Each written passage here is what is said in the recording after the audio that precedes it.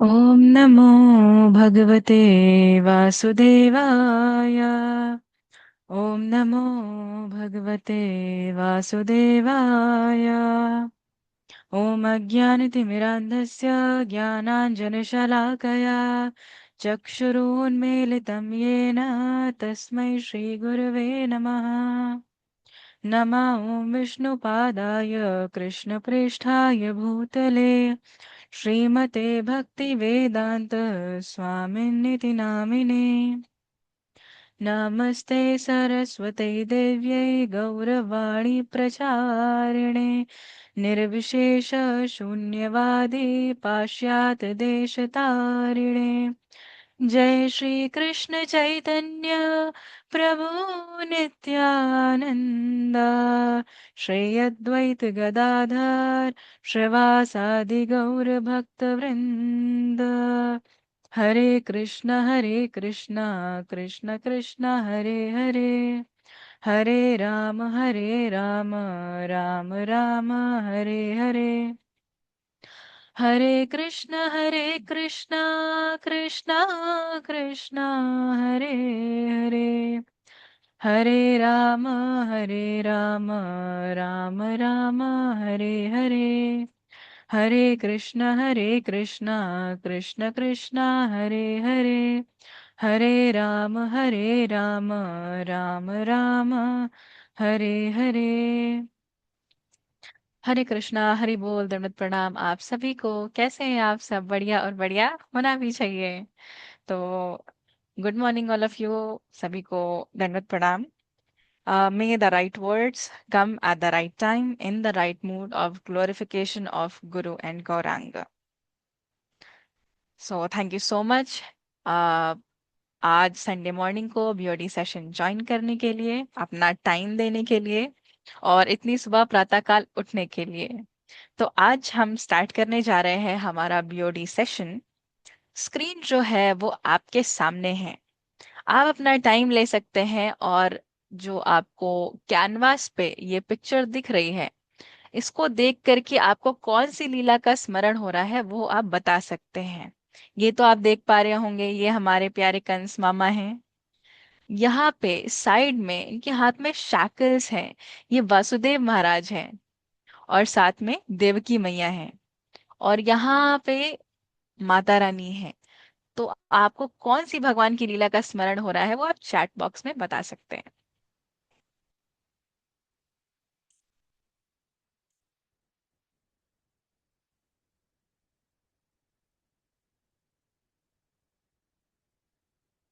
That's correct. Gayatri माता जी। आ thanks. आपने बिल्कुल सही उत्तर दिया है कि जब योग माया देवी है वो प्रकट होती है, ये बिल्कुल वही वर्णन किया गया है। तो ये जो चैप्टर है ये है चैप्टर 4 फ्रॉम कृष्णा बुक।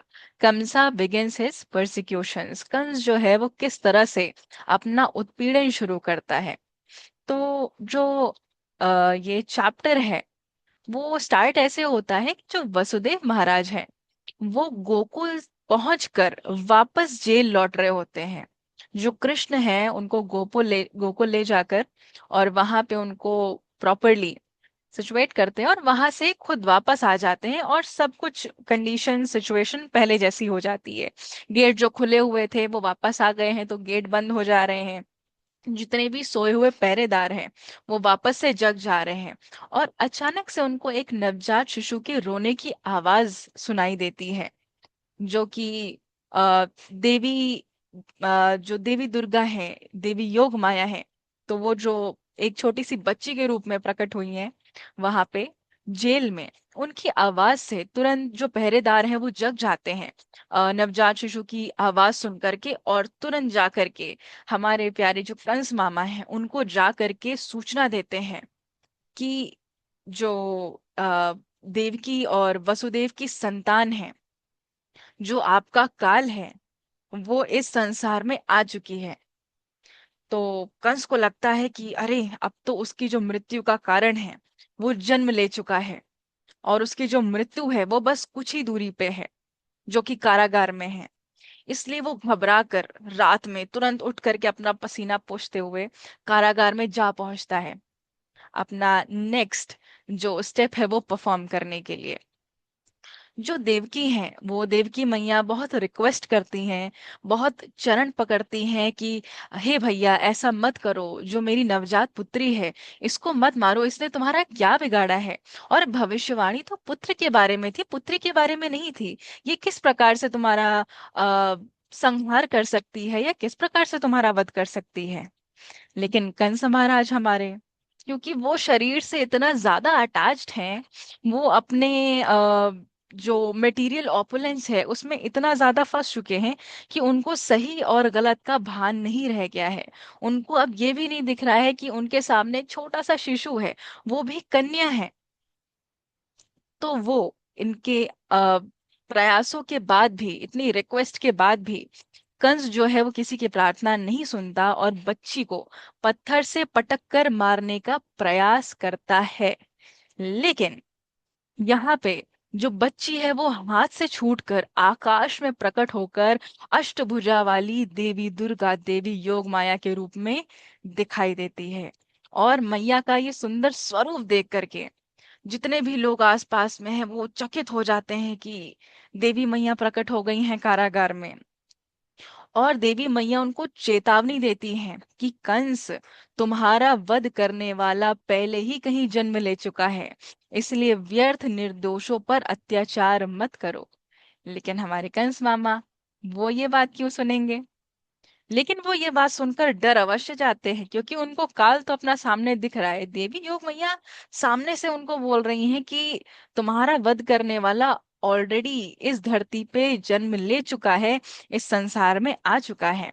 और देवी मैया का ऐसा सुंदर स्वरूप देख करके जितने भी देवता हैं, गंधर्व हैं आदि, जो सिद्ध लोक के निवासी हैं, वो देवी मैया की स्तुति करते हैं और उनको प्रकार प्रकार की भेंटें अर्पित करने लगते हैं। और देवी की ये कठोर वचन सुन करके जो कंस है, जो पहले से ही मृत्यु को लेकर के भयभीत है, अब और ज्यादा भयभीत हो चुका है। और डर के मारे उनके हाथ में जो शैकल्स हैं, जो देवकी मैया और वसुदेव महाराज के हाथों में जो और पैरों में जो बेड़ियां हैं, जो शैकल्स हैं, उनको बंधन मुक्त कर देता है, उसको रिमूव कर देता है। और वो और उसको मतलब कहीं ना कहीं पोर्ट्रे करने की कोशिश करता है कि उनको कितना पश्चाताप हुआ है। अपने भांजों की उन्होंने हत्या कर दी, निर्मम हत्या कर दी, जो बेचारे नवजात शिशु हैं।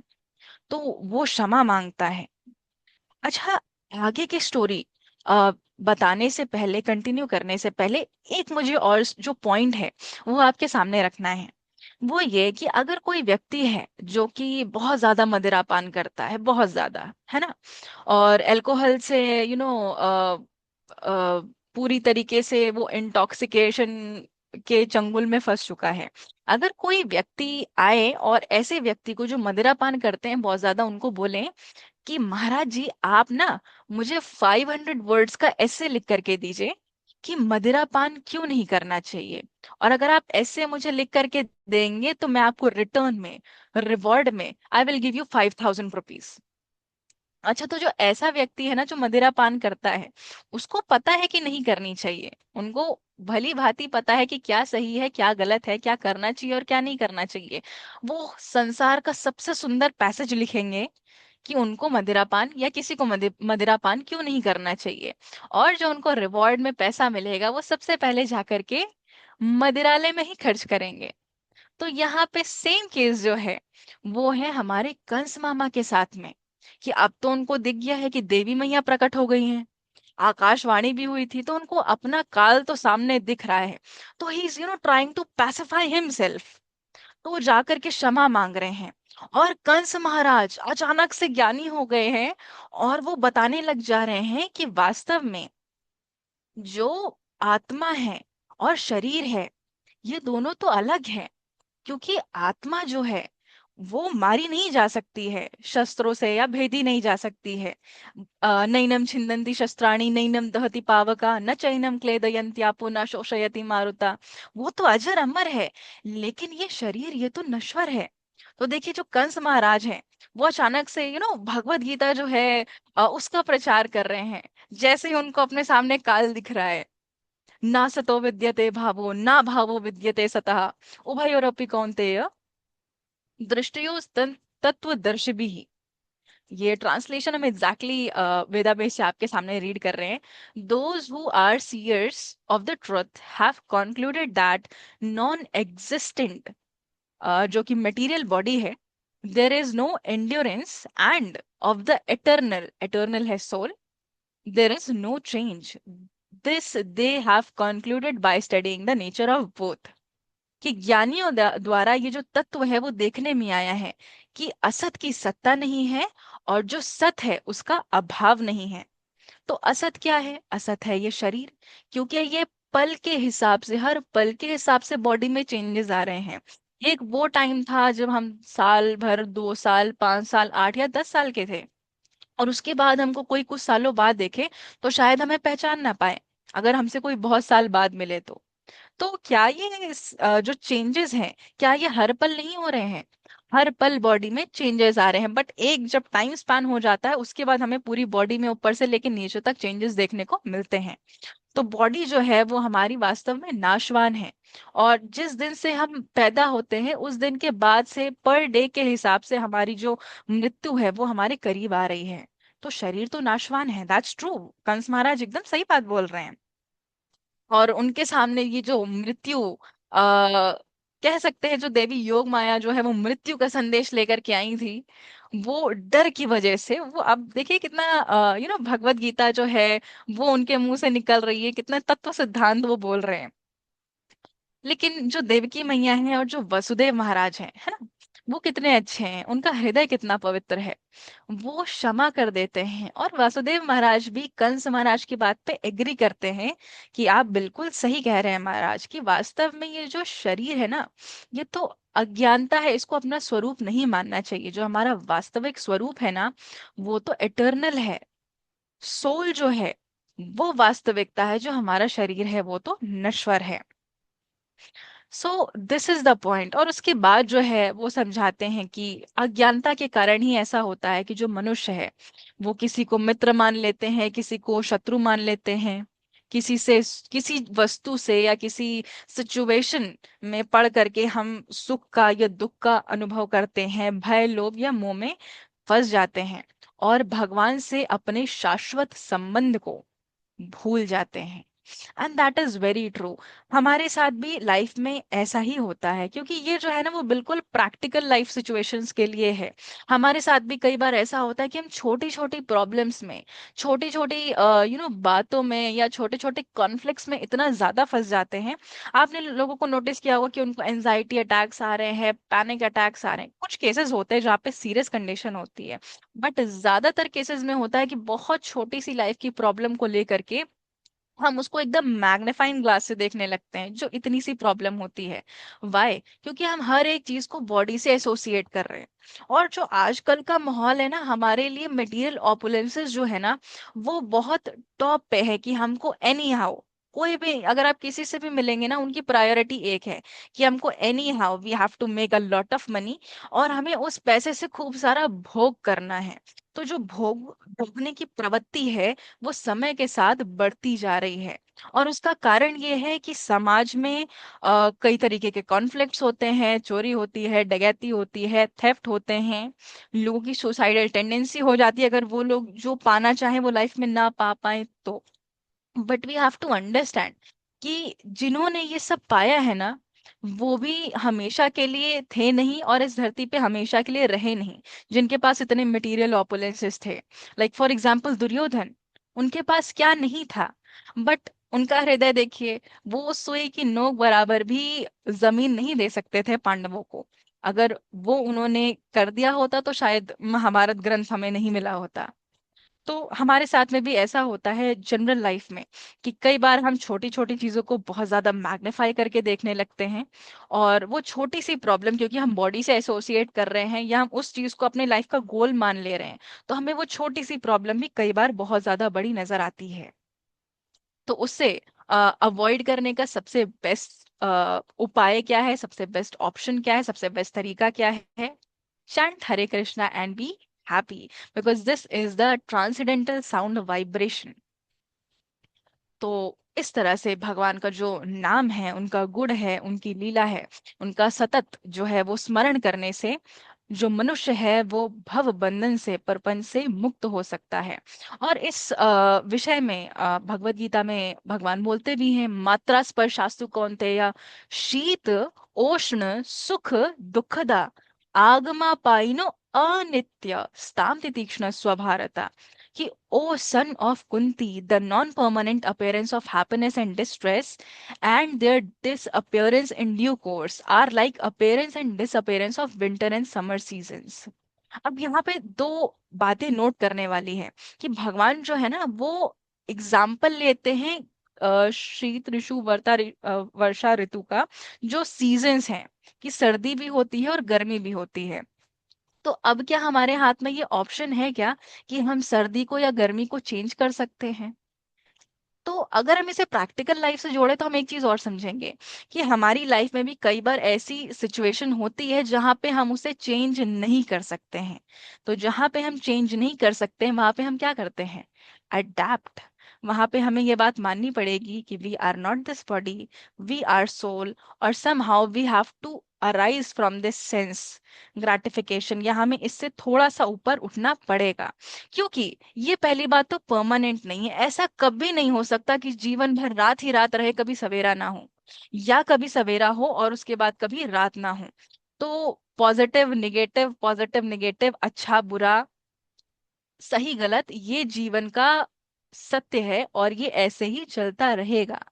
तो हमें क्या करना है, जैसे कल अनंत कथा प्रभु ने हमें बताया था ना कि हमें थोड़ी सी थिक स्किन जो है वो डेवलप करनी है, थोड़ी सी मोटी खाल जो है वो डेवलप करनी है, ताकि ये सब जो छोटी छोटी प्रॉब्लम्स हैं, एटलीस्ट जो छोटी छोटी प्रॉब्लम्स हैं, उनके चक्कर में फंस करके हम हमारा जो मन है वो डाइवर्ट ना हो, और हम अपने जो जीवन की जिम्मेदारी है, जो हमारा नैतिक कर्म है, जो हमारा धर्म है, उसको निभा पाए और साथ ही साथ भक्ति कर पाए। क्योंकि एंड ऑफ द डे ये जो संसार है ये तो हमें छोड़ करके जाना है।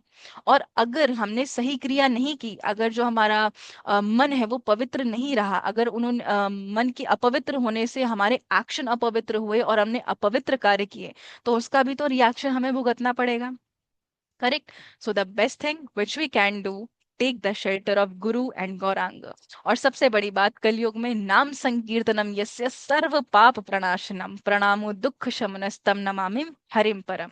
तो जो श्रीमद् भागवतम है उसके लास्ट कैंटो का जो लास्ट चैप्टर है और उसका जो लास्ट वर्स है, उसमें भी आ, व्यासदेव जी बताते हैं, जो कंक्लूजन है कि नाम संकीर्तनम यस्य सर्व पाप प्रणाशनम, कि जो भगवान का नाम है वो हर प्रकार के जो दुख हैं, जो शोक हैं, जो भय हैं, उनको जड़ से खत्म करने वाला है।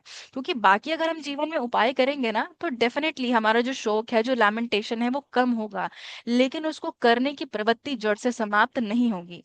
फॉर एग्जाम्पल, अगर हम किसी रिहैबिलिटेशन सेंटर जाए जहाँ पे हमें स्मोकिंग क्विट करनी हो, तो कुछ समय के बाद हम शायद स्मोकिंग क्विट कर दें, लेकिन वो जो एक मन में इच्छा रहती है छोटी सी मन के कोने में, वो जीवन में किसी भी एक समय में, फ्यूचर में, वो दोबारा से वो बीज जो है वो एक बड़ा पेड़ बन सकता है, और हो सकता है हम वापस से स्मोकिंग करने लगे।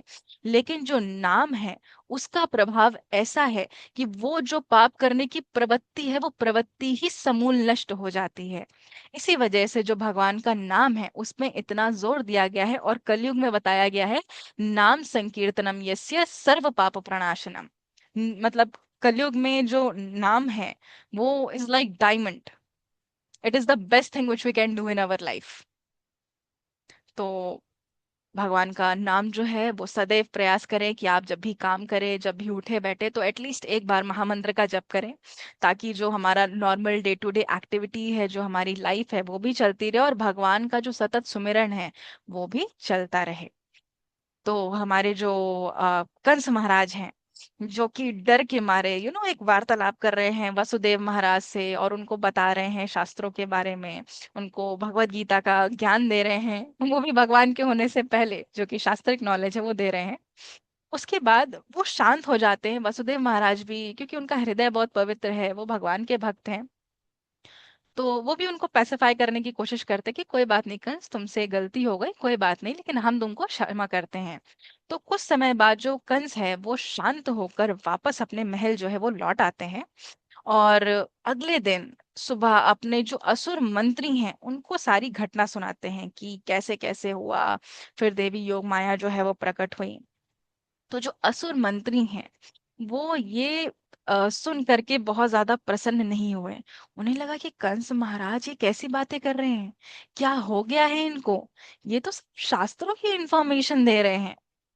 और उन्होंने सोचा कि नहीं नहीं, ऐसे तो ज्यादा लंबे समय तक नहीं चलना चाहिए, हमें कुछ प्लानिंग करनी चाहिए। क्योंकि एंड ऑफ द डे अभी खतरा टला नहीं है। अभी भी भविष्यवाणी जो है, जो आकाशवाणी हुई थी उसका खतरा अभी टला नहीं। और अब तो देवी योग माया ने टू स्टेप वेरिफिकेशन कर दिया है, कंफर्म कर दिया है कि जो काल है कंस महाराज का, कंस मामा का, वो तो ऑलरेडी धरती पे आ चुका है। तो जो असुर मंत्री हैं वो सलाह देते हैं कि पिछले 10 दिनों में जो कुछ भी बच्चे जन्मे हैं उनकी हत्या कर दी जाए, ताकि जो भविष्यवाणी का खतरा है उसको समाप्त किया जा सके। और उन्होंने बताया कि जो देवता है ना वो वास्तव में बड़े तुच्छ हैं, और आपसे वो लड़ने में बहुत डरते हैं। आपका सामर्थ्य देखिए महाराज, आपका बल देखिए, आपका ओजस, आपका तेजस देखिए, ये सब डरते हैं आपसे। आपसे कोई नहीं लड़ेगा, सब डरते हैं आपसे, भयभीत हैं आपसे। और उन्होंने कहा कि जो देवता है ना उनके वास्तव में जो शक्ति है, जो मूल है, वो है भगवान विष्णु। इसलिए विष्णु से संबंधित सभी धार्मिक व्यवस्थाओं को नष्ट कर दिया जाए, ताकि जो बल है हम उसी को नल्लीफाई कर दें, ताकि हमारा जो बल है और जो यश है वो जगत में और बढ़े। तो उन्होंने जितने भी ब्राह्मण हैं, ऋषि हैं, गाय हैं, वैदिक ज्ञान है और धर्म है, उनको पूरी तरीके से नष्ट विनष्ट करने का आदेश दिया। और कंस महाराज हमारे जो है वो बड़े आसानी से इसे स्वीकार कर लेते हैं, क्योंकि एंड ऑफ द डे उनकी जो आसुरी प्रवृत्ति है, जैसा एग्जाम्पल दिया था मदिरा पान वाला, कि कुछ टाइम के लिए ऐसा हो सकता है कि वो दिखाने के लिए या रीजंस देने के लिए कि मैंने ऐसा क्यों किया, वो डर की वजह से सामने उन्होंने ऐसा बोल दिया। But and of the day अभी वो उनके अंदर की जो निगेटिविटी है वो खत्म नहीं हुई है, उनके अंदर का जो डर है, उनके अंदर का जो भय है वो समाप्त नहीं हुआ है। और इस वजह से वो ये जो दुष्ट सलाह है उसको स्वीकार कर लेते हैं, और जो ब्राह्मण है, वैष्णव है, साधु संत जन है, उनको सताने का आदेश भी दे देते हैं। और जो असुर कुल के हैं उनका हमेशा से एक उद्देश्य रहा है कि जो धर्म है और जो भगवान विष्णु हैं उनकी सेवा और उनसे रिलेटेड जो भी तत्व हैं उनको किसी ना किसी तरीके से वीक किया जाए या समाप्त किया जाए। लेकिन शास्त्रीय निष्कर्ष ये है कि जो साधु संतों का अपमान करता है वो अत्यंत घोर पापी है और घोर अपराधी है। और भक्तों तथा ब्राह्मणों को सताने से जो व्यक्ति है उसकी आयु, यश, सौंदर्य, पुण्य और आध्यात्मिक उन्नति नष्ट हो जाते हैं। और अंततः ऐसी अधार्मिक प्रवृत्तियों को वो खुद का भी और समाज का भी दोनों के विनाश का कारण ही बनते हैं। ऐसा इस चैप्टर में बताया गया है। तो इससे हमें एक चीज तो, एक्चुअली इस चैप्टर से काफी सारे टेक अवेज हैं, तो let's come to takeaways then. तो सबसे पहला टेक अवे तो ये है कि soul is eternal, the body is perishable. ये हम सब जानते हैं कि जो बॉडी है कभी ना कभी इसकी, ये जो देह है इसका अंत होना है। हालांकि प्रैक्टिकल लाइफ में अगर देखा जाए या इस पॉइंट ऑफ व्यू से देखा जाए तो शायद इतना आसान नहीं है ये बात जानना या इसे डाइजेस्ट कर पाना, क्योंकि जब रियल लाइफ सिचुएशन हमें टेस्ट करती है ना, तो कई बार जो हमारा ज्ञान है ना उसका स्तर हमें पता चलता है कि वो जो ज्ञान है वो अनडाइजेस्टेड नॉलेज है, कि हम बोल तो रहे हैं बट हमें भी नहीं पता है कि वास्तव में जब वो परिस्थिति आएगी तो क्या हम वास्तविकता में ऐसे ही रिएक्ट कर पाएंगे, क्या ऐसे ही ज्ञानपूर्ण बातें कर पाएंगे, हमारा ऐसा ही ज्ञानपूर्ण आचरण रह पाएगा उस समय या नहीं। दूसरा है due to ignorance a person suffers by considering themselves as a body. अब फॉर एग्जाम्पल कोई अगर आ करके हमें थप्पड़ मार दे तो दर्द किसको हुआ, बॉडी को, राइट? लेकिन बॉडी के दर्द को हम अपना समझते हैं। Of course that's a very rare case, and that's a very big example. जो महाभागवत है, महावैष्णव है, वो लेवल अगर किसी का हो तो शायद ऐसे केसेस में वो आ, खुद को बचा पाए। बट ये है कि हमारे शरीर का दर्द जो है, हम उसे अपना अनुभव, अपना दर्द महसूस करते हैं। क्योंकि अगर ये बॉडी और ये सोल अगर एक होते तो हम कभी ये नहीं कहते किसी डेड बॉडी को देख करके कि अरे ये तो चले गए। आपके सामने तो है, तो कौन चला गया? देह रह गया और आत्मा चली गई। इसी वजह से ये प्रैक्टिकल एग्जाम्पल है कि जो देह है, जो शरीर है और जो आत्मा है, वो सेम नहीं है, वो अलग अलग है। और हम जितनी जल्दी साधना के द्वारा ये रियलाइज कर ले कि सोल अलग है और बॉडी अलग है, तो हम शायद जीवन में उतना कष्ट ना पाए जितना हम हमेशा से पाते आ रहे हैं। Third point is respecting devotees, saints, Brahmins is the foundation of spiritual progress. Well, these are the basics. कि भले कोई अच्छा भक्त हो या ना हो, ये तो अच्छे ह्यूमन बीइंग की पहचान है कि उसको वैसे भी जितने भी डिसेंट लोग हैं समाज में, जितने भी एजुकेटेड लोग हैं, साथ ही साथ जो डिवोटीज हैं, ब्राह्मण हैं, संत जन हैं, उनकी रिस्पेक्ट करनी चाहिए। ये तो बेसिक फाउंडेशन है ह्यूमैनिटी की। Last but not the least, bad company and wrong advice lead a person to the path of destruction. जो गलत लोग हैं, ऐसे लोगों से जीवन में जितना दूर रहा जाए उतना अच्छा है। कई बार हमारे साथ में भी ऐसा होता है कि बहुत सारे लोग हमारे अगल बगल होते हैं, और कई हमें सही इंफॉर्मेशन देते हैं, कई हमें गलत इंफॉर्मेशन देते हैं या गलत एडवाइस देते हैं। तो सबसे बेस्ट काम जो किया जा सकता है ना ऐसे टॉक्सिक लोगों से या जिनकी बुद्धि खुद भ्रमित है, just stay away from them. इससे बेस्ट काम कुछ नहीं हो सकता। जहां आपको लगे कि ये व्यक्ति हमें मैनिपुलेट करने की कोशिश कर रहा है, या ये अपने अज्ञान के वशीभूत होकर के कुछ ऐसा कर रहा है जिसकी जिसका इम्पैक्ट हमारे ऊपर भी होगा, जिसकी वजह से हमारे आचरण भी पवित्र अपवित्र हो सकते हैं, या हमारी बुद्धि भ्रमित हो सकती है, तो the best thing which you can do, just run away from there. Just run away. That's how you can save your spiritual life and your bhakti. So ये थे आज के टेक अवेज। और आई नो कि हमसे बहुत त्रुटियां हुई होंगी प्रेजेंटेशन के दौरान। कई बार बहुत फंबल हो जाता है, कई बार मुंह से सही शब्द नहीं निकलते हैं, वाचस्खलन हो जाता है। But kindly pray for me कि जितना पॉसिबल हो सके उतना सिंसियरिटी के साथ में हम अपनी सर्विस परफॉर्म कर पाएं।